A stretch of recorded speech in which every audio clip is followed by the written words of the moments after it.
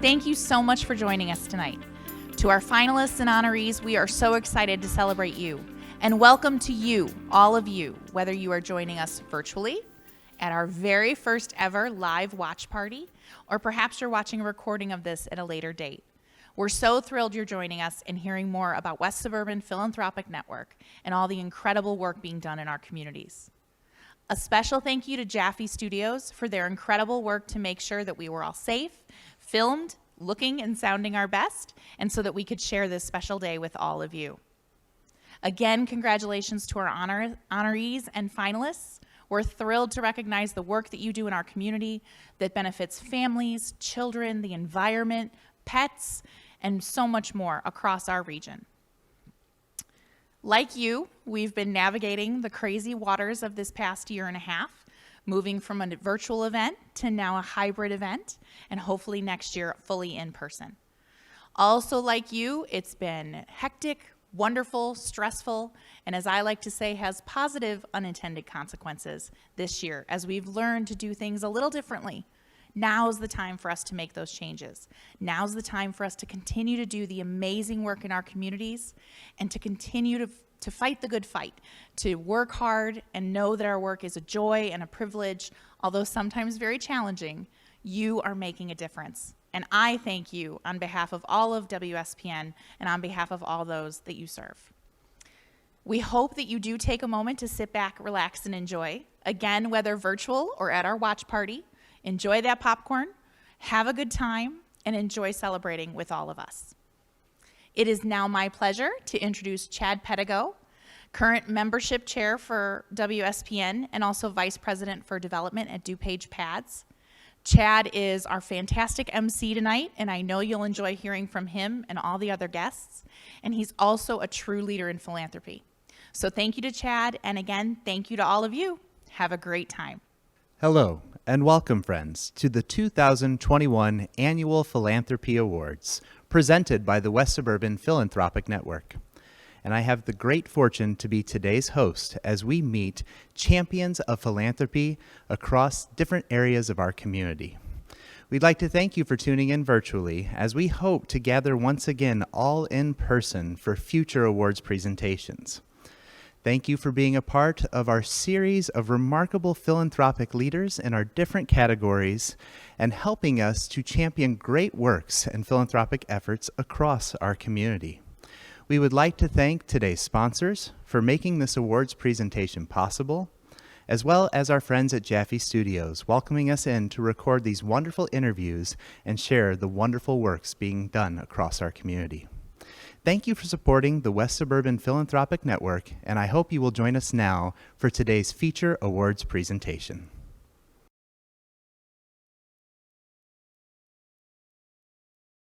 Welcome everyone. Here in the studio joining us now is our Philanthropist of the Year Award recipients. Welcome, Mark and Marcy. Thank you so much for joining us here today. We're thrilled to have you. Thank you for having us. Yes, thank you. It's quite an honor. Oh, it is our privilege. And then to help us recognize you and your family's philanthropic efforts in our community, we have Karen Kuhn joining us from the College of DuPage Foundation. Karen, thank you for joining us. Karen, what a remarkable thing during the time of a pandemic to be able to bring such a wonderful art exhibit to our community. Tell us more about your experience working with this wonderful family. Absolutely. I mean, the Peterson family in general, they're really the full package of philanthropists. When I think about all my years in fundraising, Mark and Marcy, and we've worked with Marcy probably the most in this aspect. They've done everything from just connecting and helping us build relationships to fundraising. They've made their own investments and really have helped us create just this remarkable exhibition for the community that now more than 80,000 individuals have come to see. Wow, 80,000, and that number continues to grow. Absolutely. And has spanned not only from the exhibit, but really into the surrounding communities as well, who are celebrating this wonderful art collection. Yes, it's really taken off, which was really what Alan had hoped for. He was looking to build bridges within the community by bringing this art to College of DuPage, which really is a hidden gem for all of us in DuPage County. I feel like all of DuPage County, I know the reports just came out. There's been a $10 million economic impact for DuPage County, bringing this art exhibit to our home. That is remarkable. And I know, Mark, we were speaking about that. The economic influence of this philanthropic work is something that you've been learning about and were speaking to before we stepped into the studio. Tell us more. Well, that's right. My dad was a CPA, and so numbers, and I'm a CPA, and so numbers are a big deal to us. And I think that when we were looking at this project, I had no idea of the economic impact. And then as we got closer into it, I began to realize that people are going to come from all over the country and the world, in fact, to see this. And even if they just came from Chicago out to the western suburbs, they were going to spend a day in Glen Ellen or Wheaton, and then the people in the area were going to get excited. Frida Fridays, as was mentioned, was sort of a big deal, and we were there in July, and maybe this is the time to tell it. My dad, in his last year before he passed away, he kept telling me this story. He goes, "Mark, we have to have a tent at Frida," and what he was really thinking about was a tent like at the U.S. Open golf tournament, where you entertain clients and you have your employees come and they man the tent, and Sure. so for 4 days. And I kept telling him, "Dad, it's 90 days. You only have 2 kids. You didn't have a big enough family to man a tent for 90 days." And he just kept insisting that would happen. And then when we were at Frida Friday, we were sitting out in front of Ivy, and I turned around and we were under this long tent, and it was lit up and it was magical. And I turned around and I don't get very emotional. I got very emotional and said, "Dad, this is your tent." Yeah. And here it is. And then just to see all the people enjoying it, which is really what he wanted, to see that. And obviously it's economic development. And I'll just add on to that when we were there and seeing like so many people, everyday people and the businesses and the excitement, and everybody was so happy and dancing and singing, and I just was so amazed. And I'm like, this is what Alan wanted. This is what this was his dream, and we were so happy that we made his dream a reality. Karen, thank you so much for joining us here today as part of the foundation to recognize the wonderful works of the Peterson family. Thank you so much. And really, truly, Mark and Marcy, it is a privilege and an honor to have you here in studio as our Philanthropist of the Year. And I feel the spirit of your parents here with us, Alan and Millie, and the wonderful legacy they've created. Thank you so much for sharing this time with us. Thank you for having us. It Yes. has been quite an honor. We're very humbled and so appreciative of us being able to do this. Thank you so much. Thank you so much. Yes, thank you. We are very grateful. And to our viewers, thank you for joining us to recognize the wonderful work of the Peterson family. We hope that you'll learn more about the Frida exhibit and the other philanthropic works by visiting our website, and we'll be back with you in just a moment.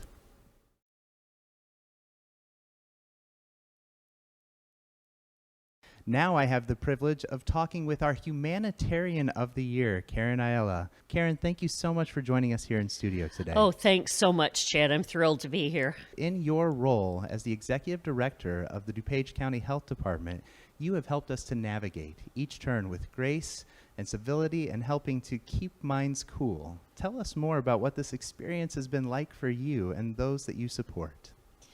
Sure, it has been in many ways inexplicable and not something that I ever considered I would have the opportunity or the challenge to embark on. Having this opportunity to help navigate, as you said, a community through a global pandemic of this scale has been I don't know, unbelievable and awesome. Awesome in a bad way because we've lost nearly, 2,000 members of our community to this virus, but awesome in a very positive way. And I so appreciate this honor. I just, words kind of escape me, which is not the norm. But it certainly is something that means a great deal, because that has been the charge and the mission since day one, is to leave no stone unturned, to do whatever we can as a public health entity to really push back against this virus, slow the spread, prevent people from getting infected in the first place, and then when the vaccines were available, make sure that people really took advantage of those. And I was just reminded yesterday, we are fighting the virus. We are not fighting each other, and that has been a challenge within a challenge, but it's something that I hold very close to my heart and hopefully my practices. Thank you for all of your efforts. You have served as a lighthouse, both for the leaders of our community, leaders of our organizations, and for family members in their home with so much changing news and changing information, keeping us all guided and moving us forward towards a healthier community as we weather this pandemic. And we are truly grateful, Karen. So much so that we couldn't fit everybody in studio today who wanted to say thank you, but they wanted to recognize you as the Humanitarian of the Year. So we're going to put a video on for you so you can hear from some of those individuals and what your efforts have meant to them. Stay with us, and we'll have the video in just a moment.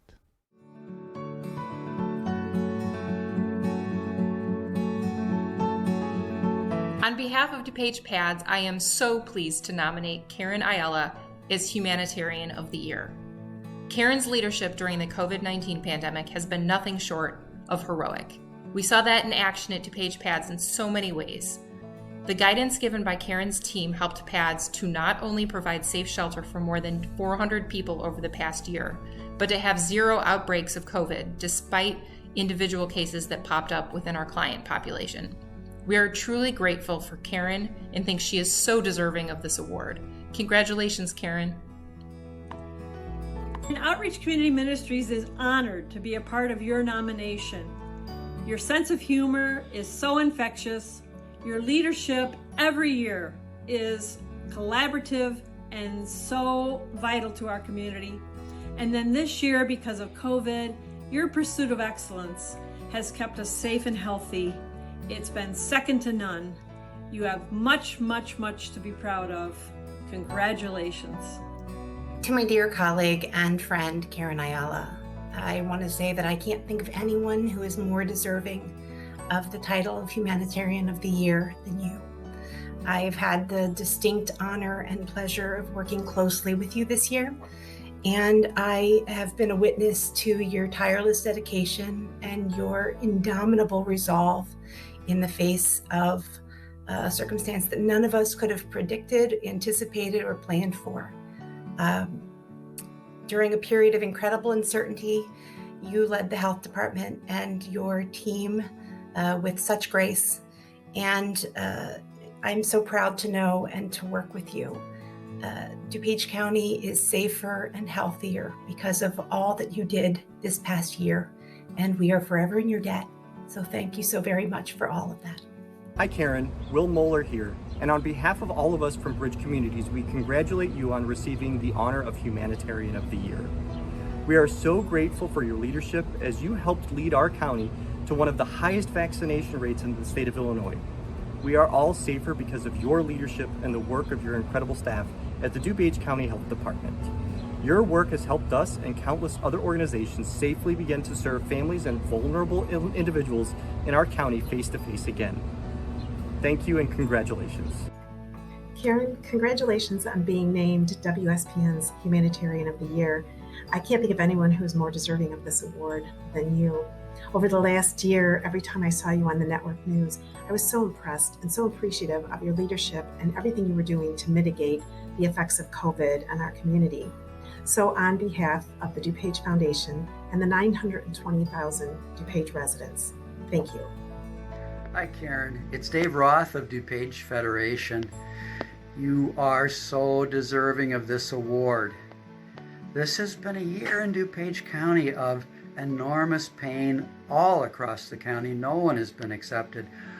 Our minority communities have been devastated. You took action.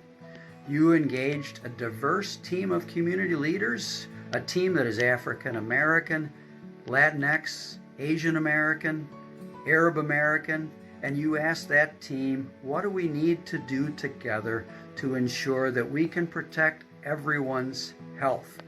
And from that action, 1,000 flowers bloomed in the form of events, communications, promotions, all going out in the languages and cultures that would be understood and received in every part of our community.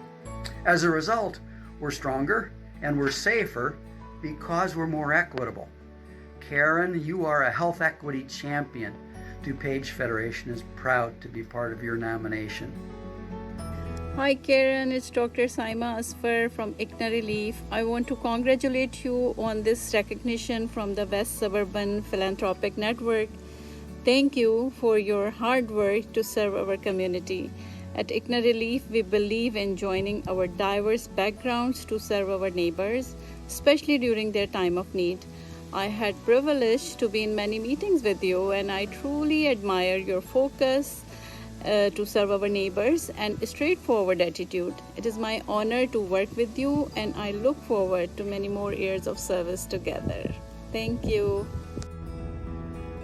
On behalf of all the clients and families and volunteers served at Easter Seals, DuPage, and Fox Valley, thank you, Karen, for your tremendous leadership and dedication. The first time I saw you on TV, I knew we were in good hands. Your faithful leadership, your transparency, and your courage during this time has enabled us to open back up to clients safely and in good health. And we appreciate all that you have done, and this award is most deserving. And congratulations, and I look forward to seeing you in person soon. Hello, Karen. It's Claire Dobbins and Linnea Wendell from VNA Healthcare. Over the course of many years, VNA has appreciated your partnership and thoughtful insight as we work together to improve access to care for vulnerable populations. On behalf of the team here at VNA, we're delighted to share our heartfelt congratulations on this well-deserved recognition as this year's WSPN's Humanitarian of the Year. Thank you so much for joining us here in studio today, and thank you for the privilege of presenting you with this honor. Thank you, Chad. And just one more thanks to everybody, because, I have had the opportunity to be the spokesperson, but this truly has been a community effort and an organization-wide effort. And so on behalf of all of those people, thank you so much. Thank you, Karen, and thank you, audience, for joining us. Please learn more about Karen's efforts and the resources available through the DuPage County Health Department by clicking the link below. We'll be back in just a moment.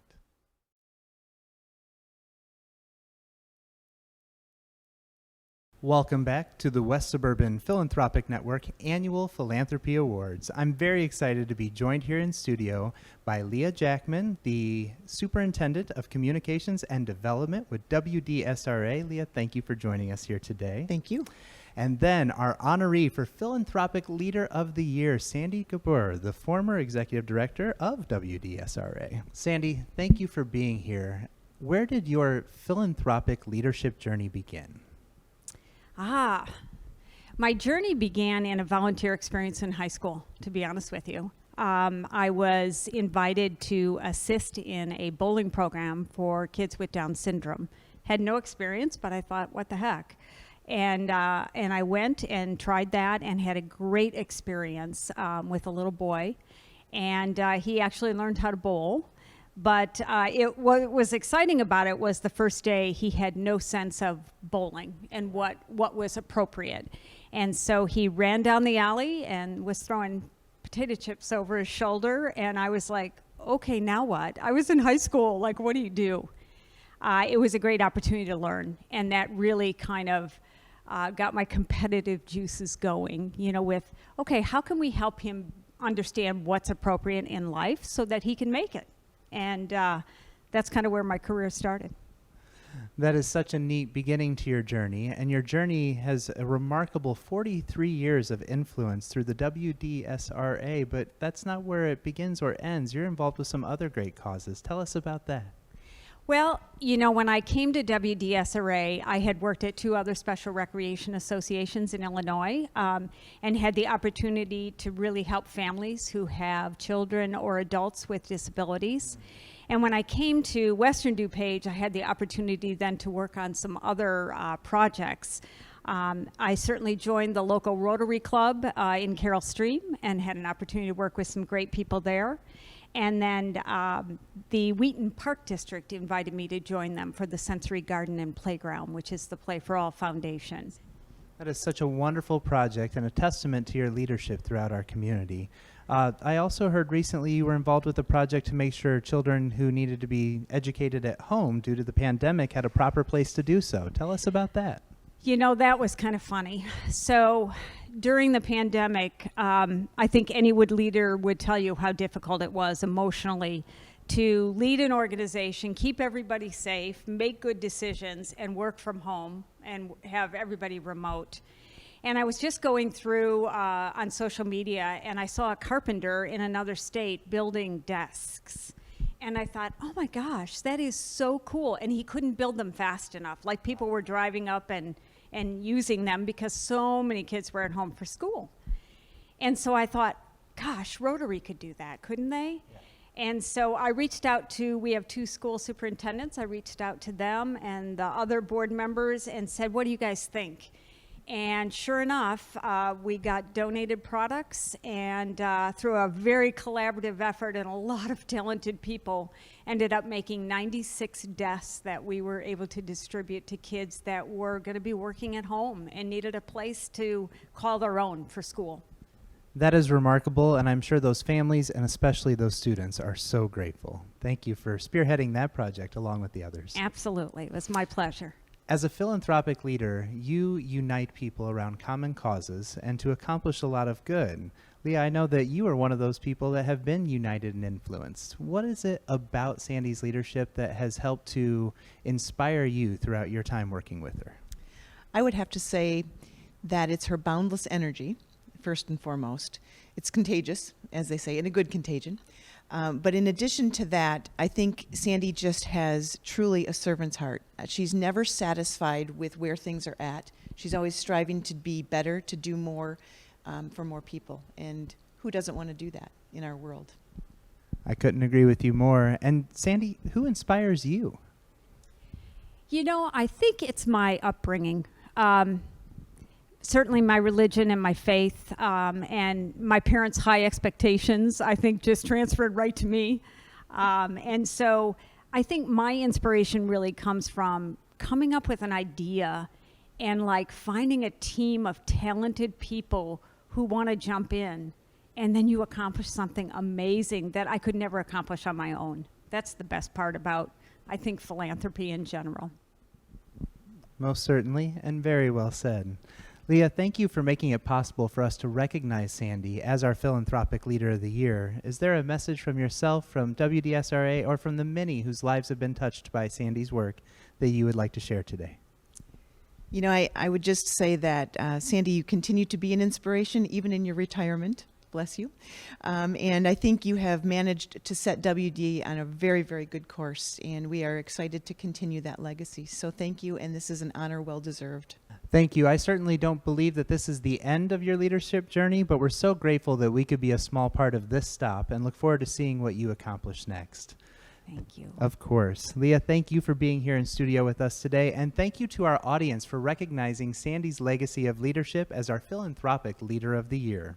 To learn more about Sandy and our other WSPN honorees, visit WSPN online, and we will be back with you in just a moment. Thank you.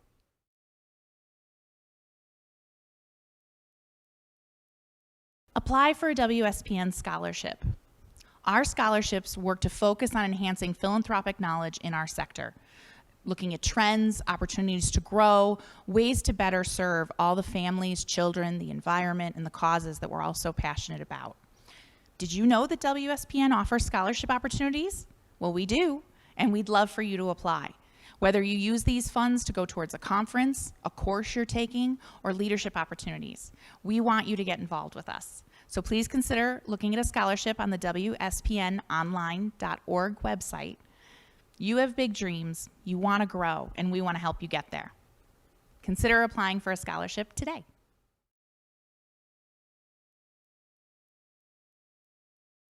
We are so glad that you're here with us today, and I'm especially grateful for our next two guests here in studio.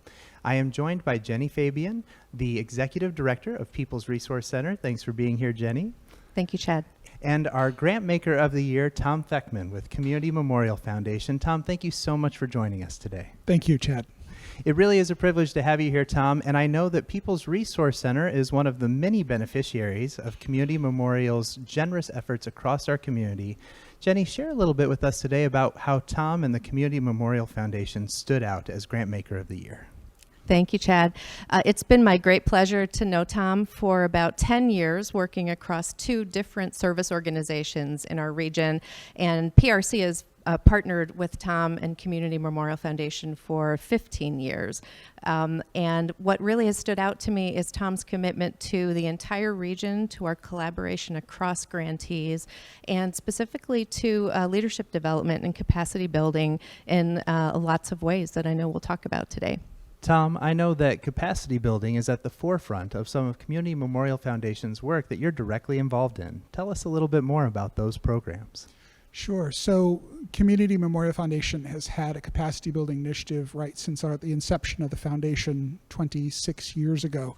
And as a foundation, we have always believed in helping our grantee partners be as strong as they can be. Because if we have strong organizations and strong leaders within those organizations, then we can together transform our communities into the healthiest region in the country. It's with strong leaders and strong organizations that really fuel social change. So over the years, we have sponsored a whole range of grant opportunities, educational opportunities, leadership programs that help our organizations become as strong as they can be. We offer, for example, workshops on a whole range of leadership topics around board development, fund development, race equity, a whole range of topics. We also have offered a leadership development program called Ladder to Leadership, which is an 18-month program focused on emerging leaders or middle managers that takes them through a process to help them become strong at the soft skills of leadership so that one day, hopefully, they'll be executive directors in our community. We have an executive coaching program for executive directors where we provide up to a year of executive coaching paid for by the foundation. We also have an HR program through our partnership with HR Source. Probably forgetting a couple things as well, but in any event, one of our focuses of the foundation is on helping our organizations be as strong as they can be, build their capacity, and not only build leaders, but build leaderful organizations as we power social change. Speaking as one of the not-for-profits that have benefited from some of those programs, they are so valuable and really help to move the needle forward towards that healthier community that we are all looking for. Tom, you opened doors to opportunity that would not be possible without the support of Community Memorial Foundation, and we are so grateful for your work as a grant maker. But we'd love to hear from you. Who are those who have helped you on this journey and those who support you that you wish to thank? Sure. I think certainly I'd like to thank, my family, my wife, my father and brother and children.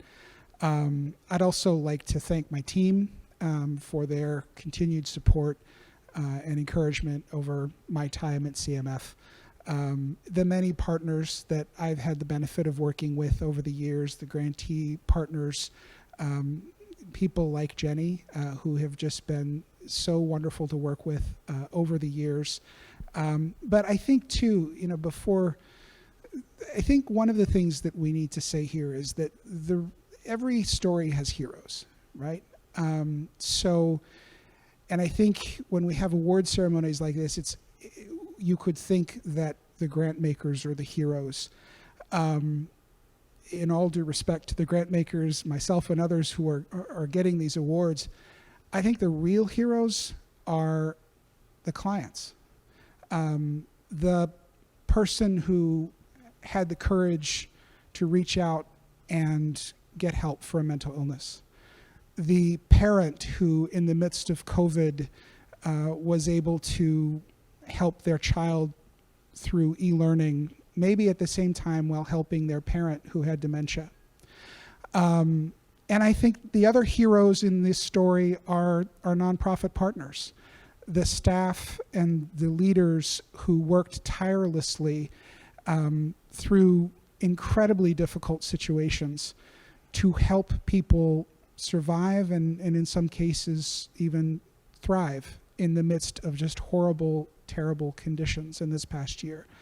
When philanthropy is done well, I think that philanthropists kind of walk alongside as grantees and clients are on their journey and help in whatever way we can. And so that really is the role, and that's what I think I've tried to do, and I think that's what our team has tried to do. The true heroes are not the grant makers of the year. The true heroes are the clients, the people in our communities, and the people who are working to help make our communities a better place. We are grateful for that sense of togetherness that you instill and the passion that you provide, Tom. Thank you for being here with us today. Jenny, thank you so much for the nomination from the People's Resource Center. Thank you, Chad. And we are thrilled to have our audience here as well today, recognizing Tom as the Grant Maker of the Year with the West Suburban Philanthropic Network's annual awards. Stick with us, and we will be back in just a moment.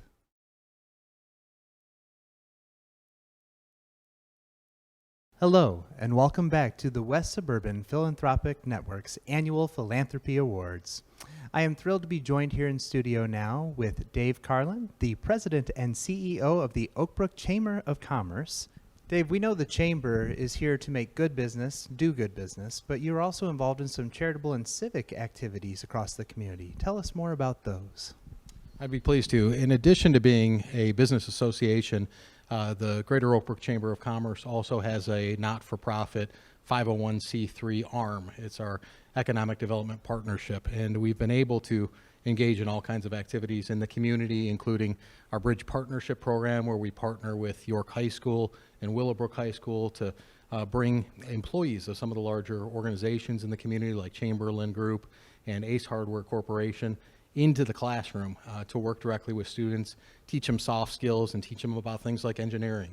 So that's some of the stuff we've been involved in. And then, you know, the opportunities that came about with the pandemic, we did our Oak Brook Area Coronavirus Relief Fund on GoFundMe, raised about $27,000 that went directly to hospitality workers that were impacted by the pandemic. The Chamber's a phenomenal organization. We have great members, and I feel fortunate to be a part of it. And our members, not just the whole organization, the Chamber itself, but our members are doing wonderful things in the community as well. As an economic engine, how would you encourage the other businesses involved with the Chamber to get invested in philanthropy or become more involved in their community?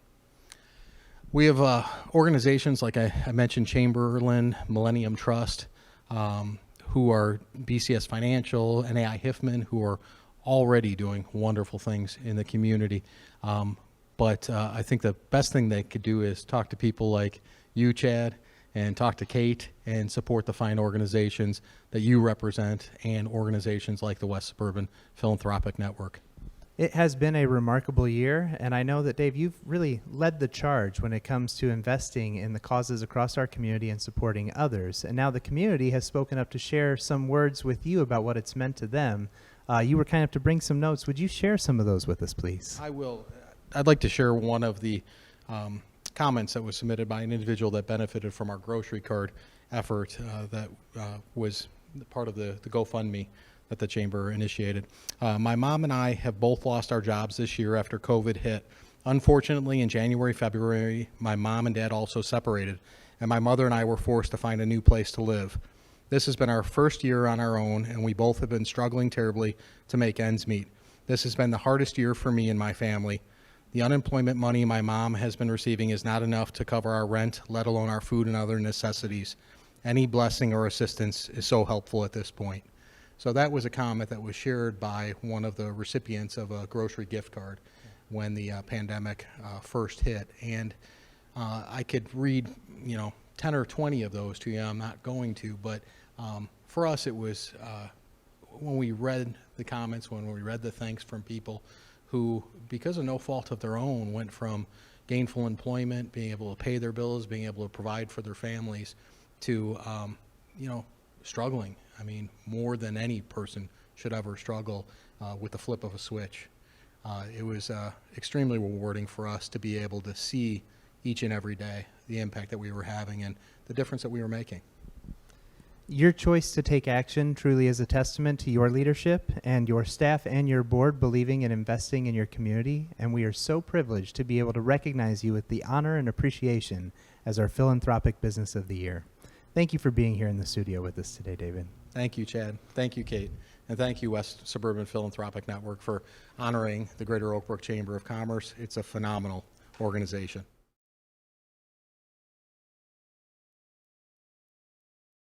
Welcome back to the West Suburban Philanthropic Network's annual Philanthropy Awards. I'm joined here now in studio by a familiar face, Julie Yurko of the Northern Illinois Food Bank, and this year's Foundation of the Year, Katie Bifus with the NKC Family Foundation. Katie, thank you so much for joining us here in studio today. We are here to celebrate champions of philanthropy, of which you and your family's foundation are one, helping others to succeed. Tell us what that means to you and how you found out about being nominated for this award. Yes, thank you for having me. We were definitely incredibly honored to be nominated for this award. You know, we don't do this for any sort of prestige or any sort of awards, but we definitely value Julie and her leadership team at Northern Illinois. We were very blessed to be nominated and very excited.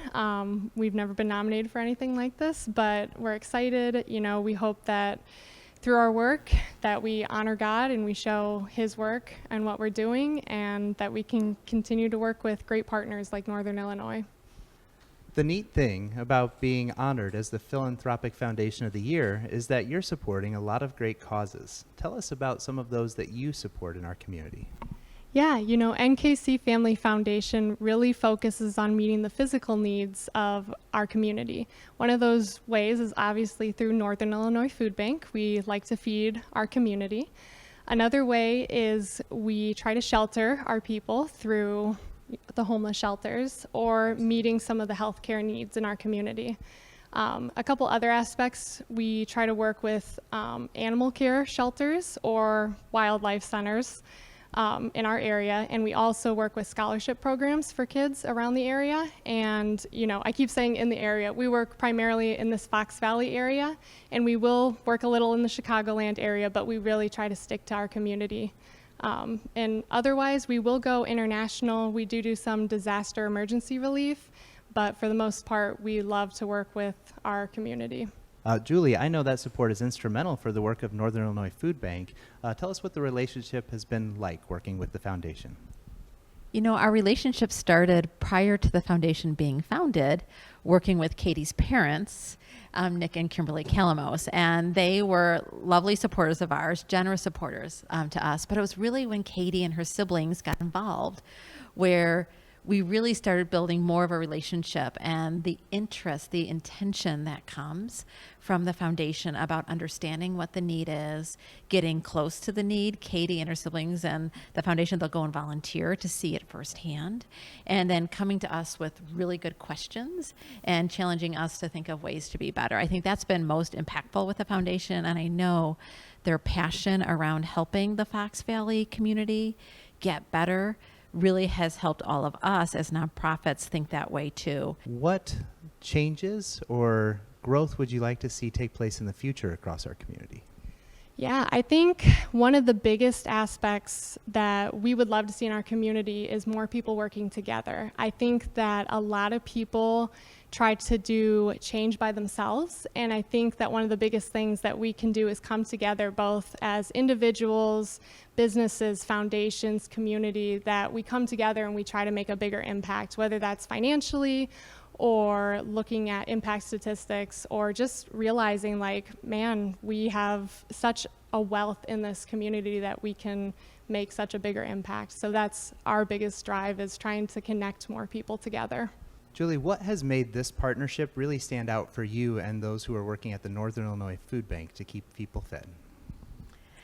One of the things that I haven't talked about, because we certainly talked about how Katie and the foundation immerse themselves in the issues and learn more and help us think differently about what we do. But they're also, while they don't look for recognition, they're also willing to go out and help us with challenge grants or matching grants to help encourage other people to give.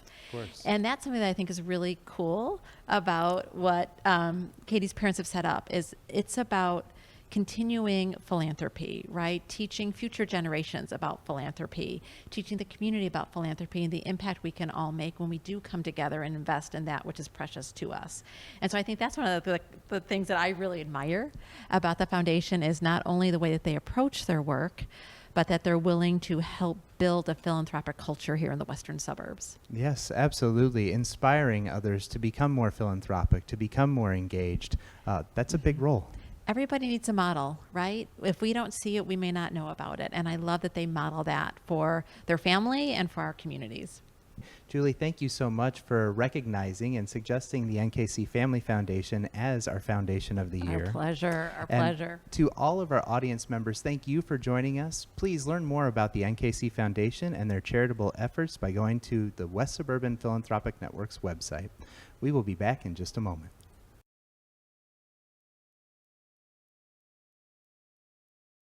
Right now, I'm joined in studio by our Philanthropic Service Club of the Year, the Rotary Club of Schauberg-Hoffman Estates, and two of their board members, Wes Crockett and Sarah Billmeyer. Thank you so much for joining us.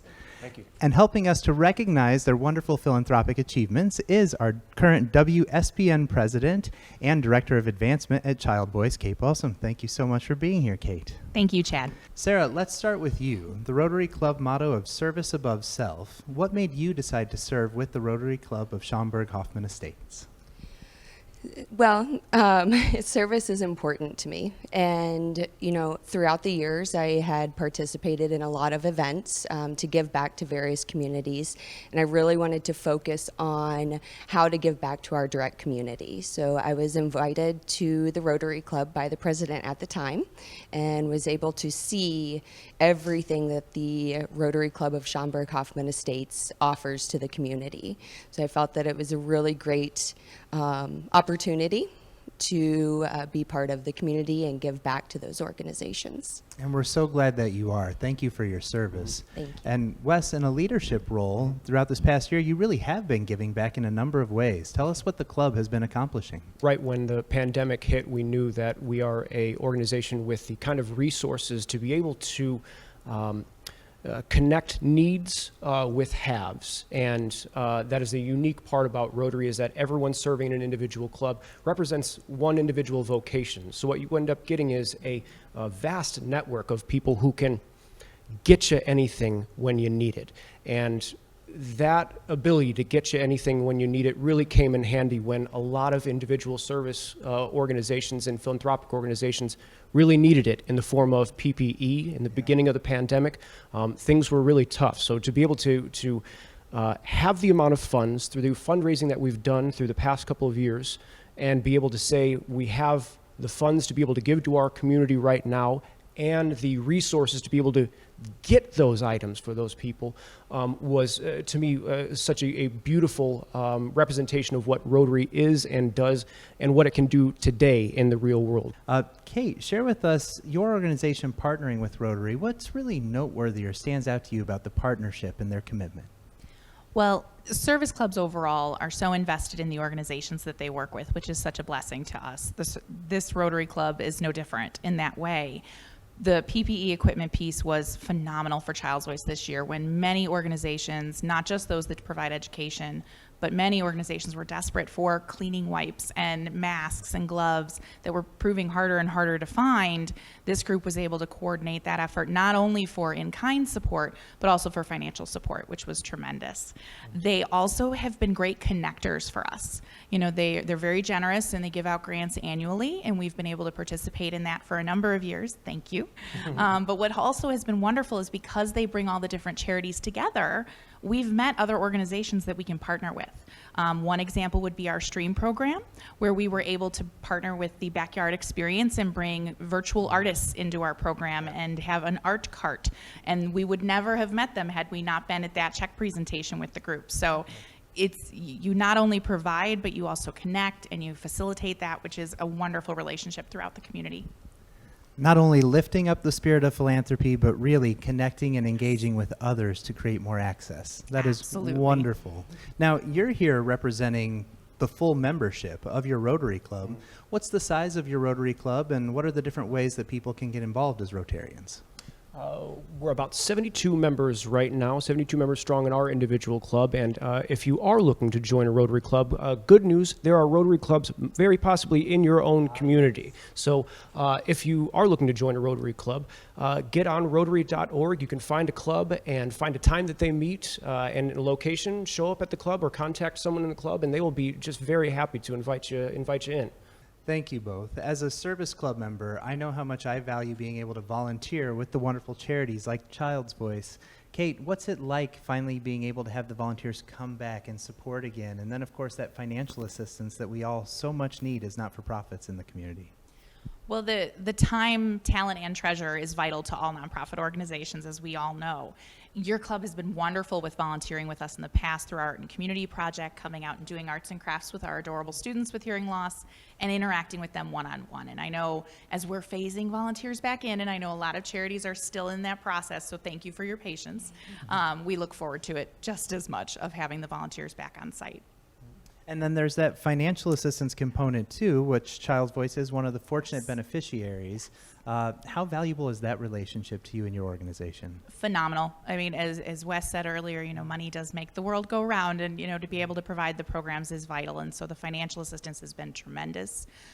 The project selection meeting where you hand out the funding to all the charities is a wonderful opportunity to interact with the different organizations. And Kate, that's absolutely one of my favorite meetings that we have the entire year because, first of all, so many of our beneficiaries get to meet one another, and you don't always get that crossover. And if they're not part of a great network like you have, they might not get the chance to meet each other. So many great connections have been made in those kind of meetings. But for us, this year, that meeting, which we call our project selection meeting, took on a little bit of extra importance and significance to us.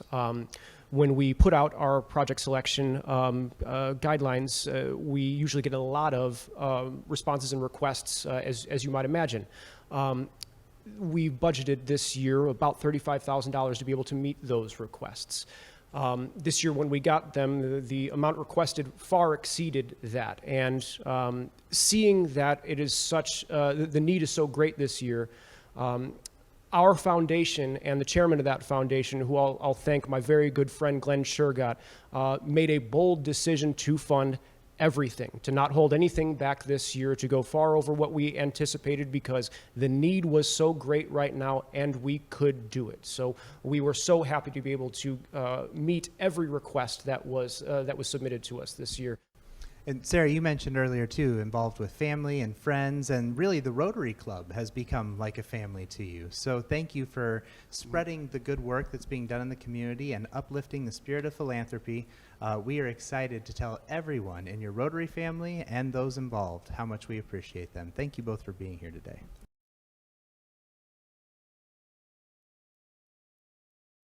I'm joined here by Carrie Carlock, representing NAMI Metro Suburban, and two remarkable young gentlemen who are receiving the Young Philanthropist of the Year Award, Jackson Tanner and Ezekiel Wells. Gentlemen, it has been a stressful year, and you have caught the attention of many with your efforts. Please tell us more about how your project began and where you came up with the name for your efforts. We had this Google Doc with our original planning things for where we're going to donate to, what our name's going to be, all of the basics. And I think we had a couple at first, but we narrowed it down, and we were okay, we're walking. Maybe we can make it about that, since the alliteration and rhymes didn't really work as well for what we were doing. And we figured, hey, what if we do a step in the right direction? And I think it worked pretty well for us. I would say it most certainly did. You've caught the attention of many individuals, and it's an important conversation to be had right now around mental health and destigmatizing, as you shared, Carrie, making sure that everyone knows the importance of their mental health. Tell us, as you selected that for your project, what did that mean for you personally, Jackson? I think that if you were to walk into any room, whether it be a classroom or a restaurant or any public place, if you were to ask everybody in that room to raise their hand if they know somebody who's been affected by mental health or has had issues with mental health in the past, every single hand in the room would go up. And as someone who's grown up with family members and classmates and peers who have all sort of both suffered and thrived with their mental health, I thought that it was really such an important thing for the both of us because we were able to have a direct impact on providing more services for our classmates and for our peers in case they ever do find themselves struggling and need support. Carrie, you mentioned you have a daughter close to these gentlemen's age. What did it mean to you when you first saw this video, seeing young people talking about mental health and its importance, especially right now in these trying times? The video was tremendously well done, visually appealing and thoughtful, and it was a very approachable approach, if you will, to mental health, and to have young people as thought leaders talking about mental health and access to care, illuminating two local community providers wherein people can seek support. But I think your point is more importantly that young people talking about, as you so eloquently said, suffering and thriving from that treatment is available, that there is access to care, especially during the last year where reaching out to one another was difficult and yet possible. And so I think the message that you also carry is treatment is available and treatment works. And the more we get young people, and honestly us, all of us together talking about it, the less people have to suffer quietly and alone. So well done. Most certainly. Thank you, Carrie. Now, you decided not only to go the extra mile and to walk these 100,000 steps, is that correct? Yes, 115,000 steps at the end of the day. 115,000 steps, the equivalent of almost 2 marathons or a little bit more. But you decided to also have this fundraising aspect. Why did you choose to fundraise, and what did it mean to you as you saw the funding coming in and then determining how to use it to support? So Ezekiel and I both have a very strong background in the Boy Scouts of America. We both have grown up in the same troop. We have been involved with many different community organizations, and the program has really instilled a love and a passion for service. And sort of as Ezekiel mentioned, after we went on our walk for fun last summer, we decided, why don't we take our passion for service and try and put it to good use? And so we decided to come up with this fundraiser. And when we started seeing the money come in, we actually, when we were originally devising the plan for this project, we both said, okay, let's come up with what we think our most realistic expectation is for how we'll do with the fundraising. I said that we would aim for $1,000 and maybe hit 800 of it. Okay.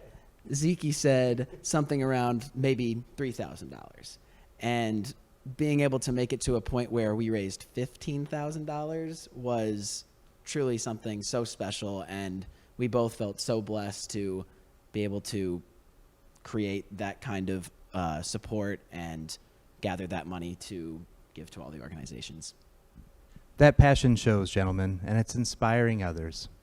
We would like to thank you for joining us here today for the Young Philanthropist Award as part of the West Suburban Philanthropic Network's annual Philanthropy Awards. Please look at the links below to check out the wonderful video that these two gentlemen created, and also to access resources for NAMI Metro Suburban and Thrive Counseling. Thank you, and we'll be back in a moment.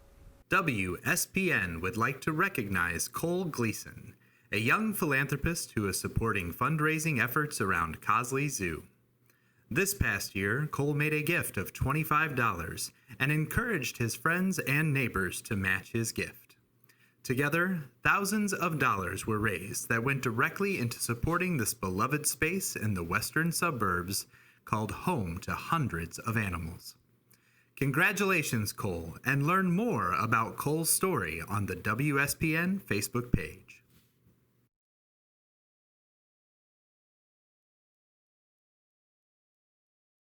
Welcome back, friends, to the West Suburban Philanthropic Network's annual Philanthropy Awards. We're so grateful for you joining us. And I'm also grateful to be with two incredible individuals here in studio now. Michelle Clegg, the Director of Development with People's Resource Center. Thanks for joining us today, Michelle. Great to be here, Chad. Thank you. And Michelle is here to help us recognize our outstanding nonprofit Rising Star of the Year, Morgan Abate. Morgan, thank you for joining us here today in studio, and congratulations. Thank you so much. Thanks for having me here.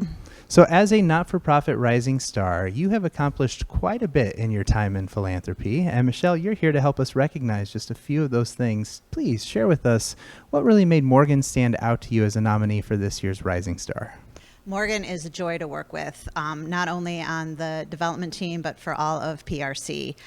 Being the grant writer, often one would think of, more dry, technical, of which the grant writing, that is a skill that you need. But Morgan is that rare development professional that not only can master the technical, she can also do the verbal, the storytelling, the engagement. Under Morgan's leadership, the program itself has grown almost 50%. And so that in turn allows PRC to do even more in terms of its mission. This nomination comes from your peers who are working side by side, observing the remarkable things you're doing, and are so grateful for the good you do in our community. Who are those in your circle that you're grateful for or you would like to thank? I would not be here today without Hester Burry and Janine Kannegizer from Northern Illinois Food Bank. I learned about grant writing and what it meant to be a grant writer and a manager of relationships, really, from those two, who have years of experience cultivating relationships and learning how to navigate large systems and even smaller ones. And to have them take a risk on me as a new professional in this field and saying, yeah, go and do this, go speak to these groups, and letting me do that was really powerful for me. So I will always be grateful to those wonderful women for allowing me those opportunities. And then in addition to that, I think a lot and reflect a lot on the people who've made this journey possible for me. So thinking about a lot of my friends that I went to school with who represent dozens of different nations and cultures, and who really pushed me and tested me and taught me how to be a global citizen. Thank you so much. So fluent in Spanish, grant writing background, Vista experience. What else should we know about you, Morgan? What fuels your passion? When I was in college, I was a journalist. My bigger passion, probably, in high school through even today, was really focusing on telling stories and telling the stories that are there, not inventing things, not telling what we think we should be telling. You are certainly multifaceted and very talented, and we are grateful that your journey brought you to the western suburbs to be a part of this community. We've had the privilege of celebrating champions in philanthropy today, of which you are certainly one, and congratulations on being acknowledged as this year's Rising Star in the nonprofit sector. Thank you so much, Chad, and thank you, Michelle. I really appreciate it. Michelle, absolutely. Thank you for helping us to honor Morgan here today. We greatly appreciate you as well. Thank you very much, and cheers to Morgan. And thank you to our audience for being with us here today as part of the West Suburban Philanthropic Network's annual Philanthropy Awards. Again, congratulations to you, Morgan, and thank you, Michelle, for being here. To learn more about the different programs, projects, and opportunities in the West Suburban Philanthropic Network, be sure to click the links below. Thank you, and we'll see you again in a moment. WSPN would like to recognize the incredible finalist in this year's category for Nonprofit Volunteer of the Year. Dr. Tish Nyhill, board member and volunteer with the Chicago Dental Society Foundation Dental Clinic. Sarah Husing, volunteer at People's Resource Center. Ann Henriksen, volunteer at 360 Youth Services. Thank you to all those who voted for this year's amazing finalist.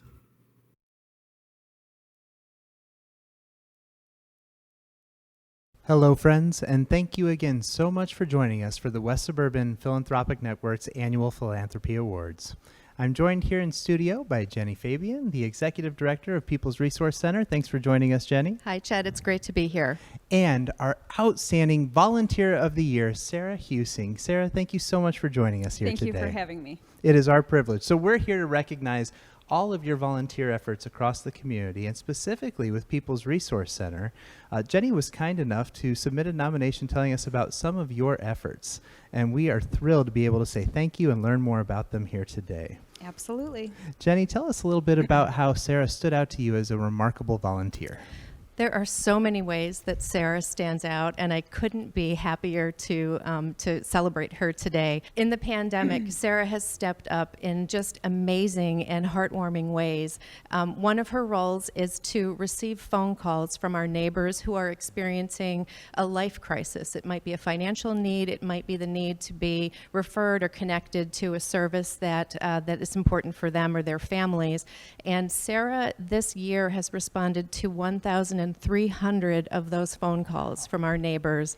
In her time at PRC, she's responded to 9,000 of those calls.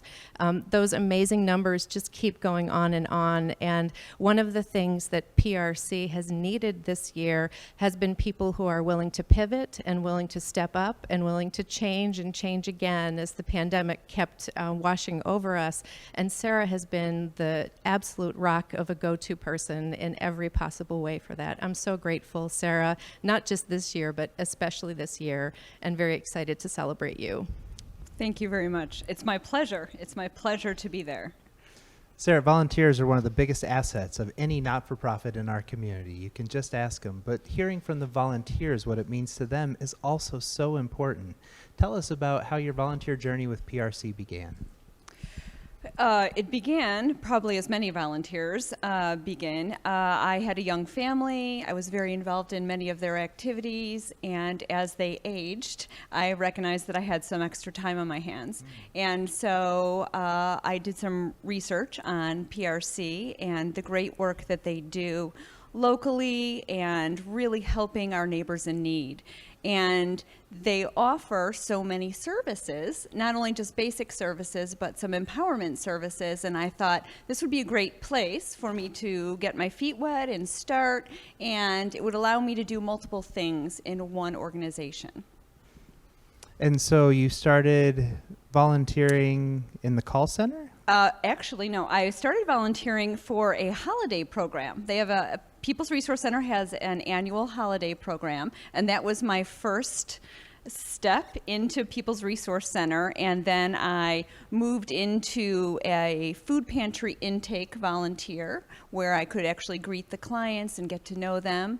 And then actually I still do that, and I've added the financial piece. So I field phone calls and have discussions when people are having problems with employment or housing security, if they need help with utilities or with a car repair. So I'm the person that they speak to first, and I do some screening with them, and then we move on from there. What a wonderful thing to do. And what is it like interacting with the clients? When a client calls us, especially during these pandemic times, they are at most typically a very elevated stress point. They're very anxious. They are dealing with typically multiple issues, not just employment, food, housing, family issues, and it's multi-layered. And lots of times they cannot figure out how to get themselves out of a situation. And they call, and we have a very lengthy discussion. We prioritize for them, help them to do that. And they are so grateful and so happy that we can offer so much at People's Resource Center, and it just gives them some hope. Let's take a moment to talk about who you would like to thank and who are those that support you with all this good that you're doing. Well, I would like to thank actually WSPN for this lovely recognition. The board, the members, thank you very, very much. And I would like to thank Jenny Fabian and all of the staff at People's Resource Center for their continued confidence in me. I would really like to share and accept this award on behalf of the 2,500 plus volunteers that we have at People's Resource Center. I mean, they are the ones that come in day after day, you know, for every shift. They come in with open hearts and working hands and dedication and compassion and enthusiasm. And they really are the workhorse of People's Resource Center. And I am honored to be part of that group. Well, we're so thrilled you're here today, Sarah. Thank you for accepting this award on behalf of all those volunteers you mentioned. And thank you, Jenny, for giving us the opportunity to thank Sarah. It is a delight. Thank you, Chad, and thank you, Sarah. Thank you so very much. You are very welcome, and on behalf of the West Suburban Philanthropic Network and our audience here today, congratulations, Sarah. It is our privilege to recognize Sarah as the Outstanding Volunteer of the Year in our Philanthropic Annual Awards. To learn more about our honorees today, please visit the website below at WSPN Online, and we will be back in just a moment. WSPN would like to recognize the incredible finalist in this year's category of Nonprofit Executive of the Year. Konstantin Bitsis, Tutoring English to Advance Change, known as TEACH. Mike Briggs, Little Friends. Leah Jackman, Western DuPage Special Recreation Association Foundation. Dr. Michelle Wilkins, Child's Voice. Julie Yurko, Northern Illinois Food Bank. Thank you to all those who voted for this year's outstanding finalist and honoree.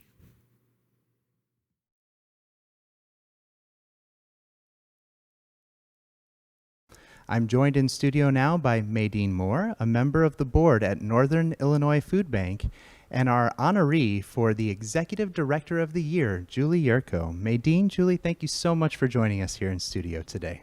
Thank you. Thanks for having us. We are thrilled to present you with this Executive Director of the Year award. And Maydeen, I'd love to start with you first. As a board member, you have seen Julie's work firsthand. Tell us what it meant to you when you heard that Julie had been recognized for this achievement. I am absolutely thrilled that Julie was chosen for the award. For the past 7 years, we have watched Julie's leadership, and she has led with grace and passion.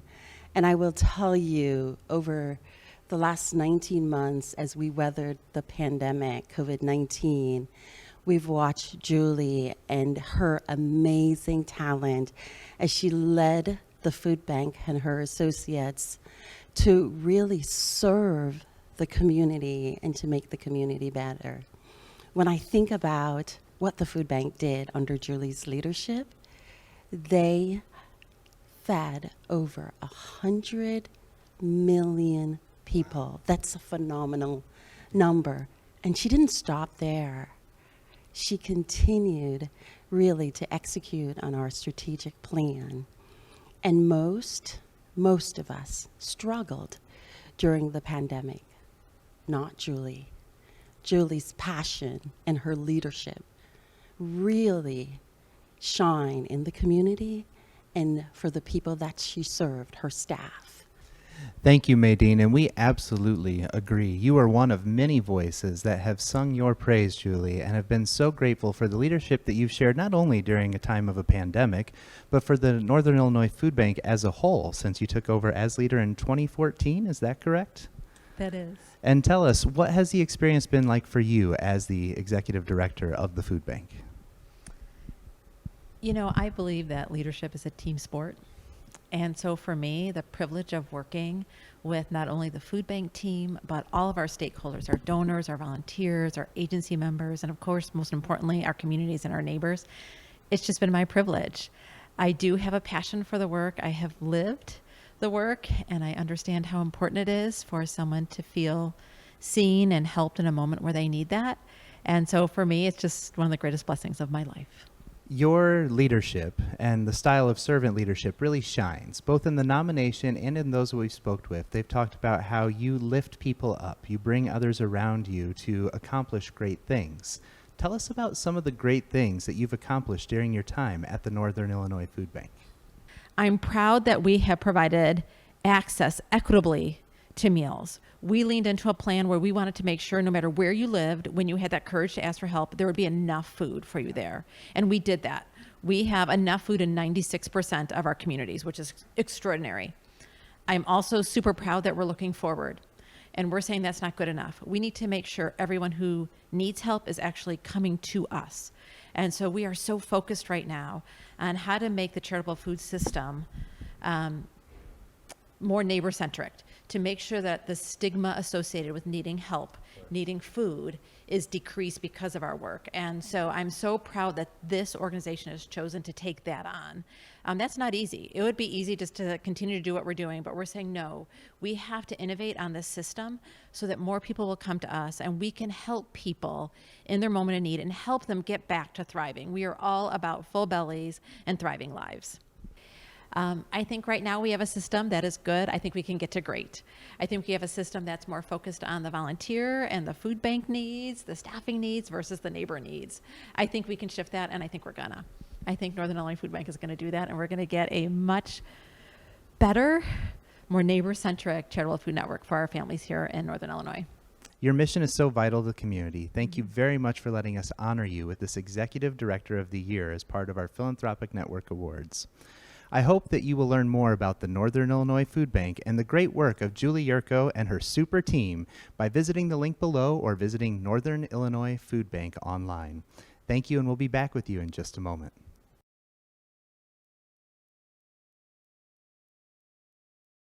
Congratulations again to all of our honorees and finalists that we're celebrating this evening.